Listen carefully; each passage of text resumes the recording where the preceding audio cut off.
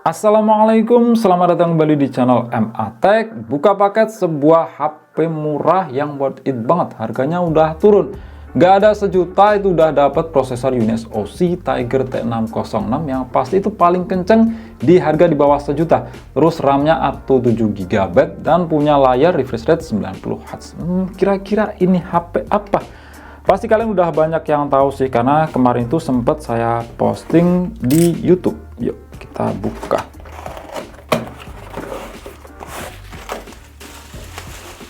Oke, jadi ini adalah Tecno Spark 8C, pertama dirilis di Indonesia. Itu harganya sekitar 1,5 jutaan, dan itu harganya terus menurun, dan kemarin itu harganya yang paling murah dibanding sebelum-sebelumnya, yaitu 999.000.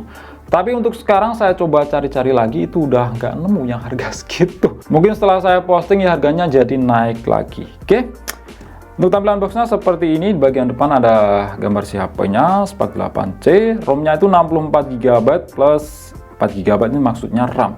90Hz untuk refresh rate-nya. Ini dapat kartu perdana XL ini. Kartu perdana XL. Ini dia 90Hz refresh rate, kamera 13MP untuk belakang, memori fusion, baterainya 5000 mAh, DTS stereo sound effect super boost. Ini udah berapa kali saya bahas. Ini saya bahas lagi ya karena itu harganya makin murah. Dan saya rasa spek yang paling oke untuk harga di bawah sejuta. Oh, ini ternyata nempel ya. Ini ditempel dengan double tip XL. Nah, yang pertama ini dia dapat si HP-nya. Oke, kita taruh dulu. Terus di sini ada stiker IMEI, SIM ejector, kepala charger yang punya output 5 volt 2 ampere alias 10 watt. Terus ada kabel USB. Sayangnya di sini masih micro USB. Ya, nggak bisa berharap lebih sih untuk harga sekarang. Yang nggak ada sejuta dapat Type C. Nah, ternyata di sini dapat dua kartu perdana. Yang di luar itu dapat XL, yang di dalam ini dapat Smart Fan. Ya, ini keduanya akan saya pakai sih. Terus ada kertas, ini garansi Tecno 12 bulan plus 1 bulan. Jadi totalnya itu 13 bulan. Terus ada buku panduan, dapat screen protector. Ya, screen protector berbahan dari mika, dari plastik. Nggak akan saya pakai, biasanya langsung saya pasang dengan tempered glass.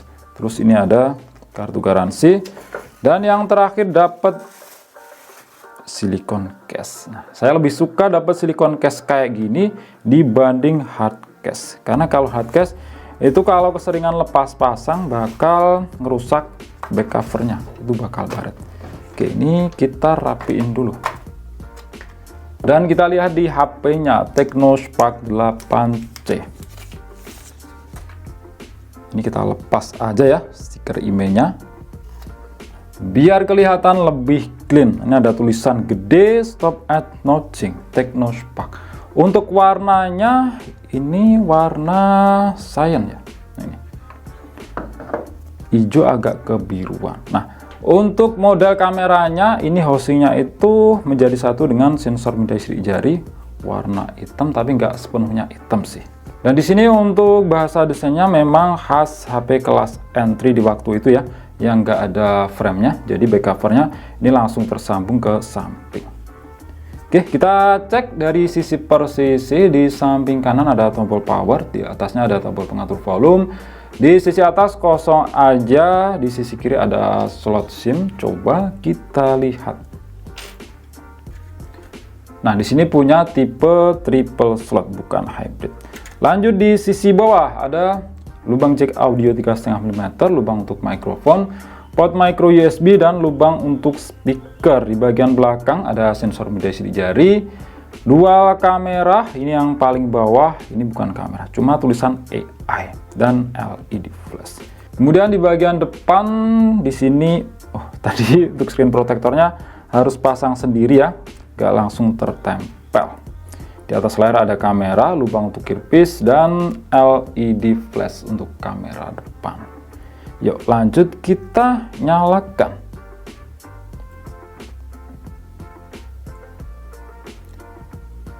Nah, ini saya akan kembali dengan keadaan sudah saya install beberapa aplikasi tambahan dan setting-setting Tecno Spark 8C. Oke, balik lagi. Jadi seperti ini tampilan layar utama dari Technospark 8C. Ukuran layarnya itu 6,6 inch, resolusinya HD Plus aja. Ya udah cukup lah, nggak bisa berharap lebih. Di harga segini dapat Full HD Plus. Untuk bezel hitam di sekeliling layarnya memang khas HP ya, yang harganya itu murah. Di bagian dagunya ini memang cukup tebal.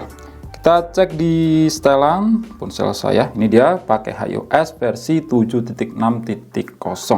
Ini keterangan spesifikasi yang lebih lengkap. Versi Androidnya itu 11 dan ini sudah saya update ke versi yang paling terakhir. Mentoknya cuma di Android 11. Cuma itu update di tingkat keamanan aja, di security patch level. Terakhir ini di 5 Juni 2022. Oke, kita cek di bagian layar. Jadi HP ini punya refresh rate 90 Hz, jadi enak ya buat di swipe-swipe, itu kerasa lebih smooth dibanding yang cuma 60 Hz. Mana lagi di harga di bawah 1 juta dapat layar refresh rate 90 Hz, cuma ini aja. Cuma untuk sekarang itu harganya memang rata-rata udah naik. Ya nanti lagi kalau harganya udah turun saya akan posting lagi. Ini secara default ada di posisi otomatis.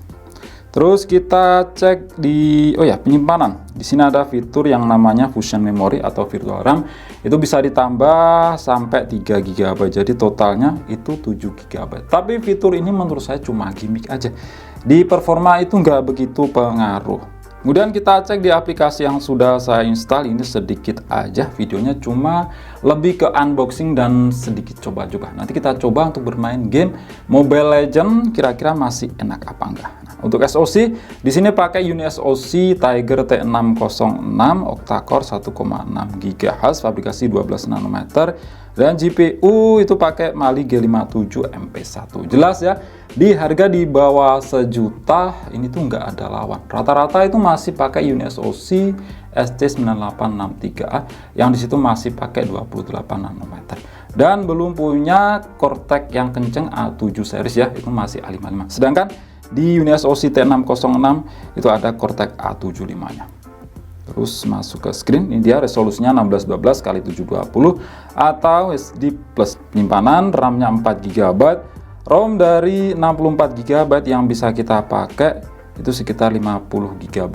Ini sisa 34 GB karena sudah saya install beberapa aplikasi tambahan dan game Mobile Legends yang ukurannya itu 6 GB lebih. Untuk kamera belakang 13 megapiksel itu pakai sensor Samsung S5K3L6, sedangkan untuk depannya yang 8 megapiksel itu pakai Galaxy Core. Untuk baterai 5000 mAh standar zaman sekarang dan ini belum mendukung fast charging ya, masih 10 watt aja. Untuk sensor gyroscope dan magnet itu nggak ada, masih menjadi satu hal yang wajar, nggak bisa berharap lebih. Yang penting ini sensor cahaya masih ada, jadi itu ada yang namanya pengaturan kecerahan otomatis. Nah, kita cek untuk skor Antutu. Dapat skor 225 ribuan di Antutu versi 10. Dan ini karena pakai RAM 4 GB hanya bisa pakai Antutu 3D Benchmark versi Lite. Rinciannya, CPU-nya dapat 80.000 dan GPU 23 ribuan. Totalnya 225.000. Oke. Terus untuk multi sentuh biasanya sih Transcend Holdings itu 5 titik sentuhan ya. Benar ya. Di sini 5 titik sentuhan. Ya udah cukup lah. Masa kalian mau main game nyentuh secara bebarengan di atas 5 titik sentuhan, semisal itu 6, 7. Ya mentok-mentoknya itu kebanyakan cuma 4 aja. Terus kita coba lihat di bagian kamera nih. Kamera belakang 13 megapiksel, depan 8 megapiksel. Dulu pernah saya coba dan hasilnya sih ya udah cukup lah, nggak bisa dibilang jelek banget. Ini kita coba jepret. Oke, kita coba lagi yang di sana. Terus untuk depan, salah mencet nih. Yang depan yang ini 8 megapiksel. Coba. Oke. Kemudian kita coba untuk bermain game, ini nyesuaiin dengan speknya. Cukup Mobile Legends aja, jangan minta yang aneh-aneh seperti Genshin Impact, karena saya yakin kalau beli harga HP di bawah sejuta buat main Genshin Impact itu nggak akan enak, cuma buat ya sekedar coba-coba aja, sekedar bisa aja. Nah, untuk settingan grafiknya di sini dapat di tinggi ya, belum dapat yang ultra. Terus untuk refresh rate, meskipun layarnya ini sudah 90 Hz, di sini belum dapat yang 90 fps, mentok di tinggi aja. Ini kita atur rata kanan sesuai kemampuan HP ini, yaitu bayangan on-in, juga mode SD kita on. Dan tesnya di sini saya pakai aplikasi Bites Berdog ya, untuk melihat FPS-nya itu secara real, jadi nggak cuma dengan menggira aja. Ini kalau belum main rata di 60 fps. Ini udah rame. Tuh masih kabur malah. Aduh, malah sendiri yang mati. Tadi pas ramai banget turun itu sampai 30 fps ya.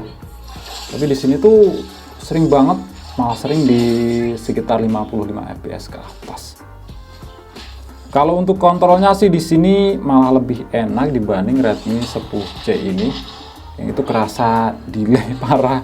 Meskipun untuk fps-nya Redmi 10C ini dapat rata-rata yang lebih tinggi. Cuma ya itu masalahnya delay, diarahkan itu kerasa delay banget. Kalau ini tuh lebih smooth, lebih enak. Cuma FPS-nya nggak setinggi dibanding Redmi 10C. Ya overall sih di harga di bawah sejuta ini masih termasuk enak lah buat main game Mobile Legends. Nanti langsung saya perlihatkan aja dah untuk FPS rata-rata yang didapat. Tadi serba high ya, dan juga mode SD, terus shadow juga on. Ini gimana ya?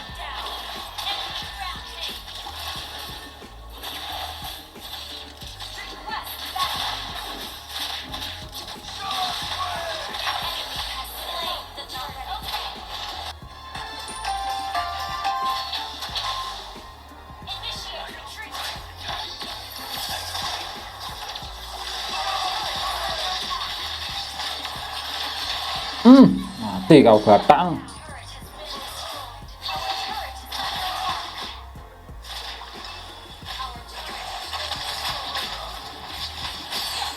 Dapat lagi.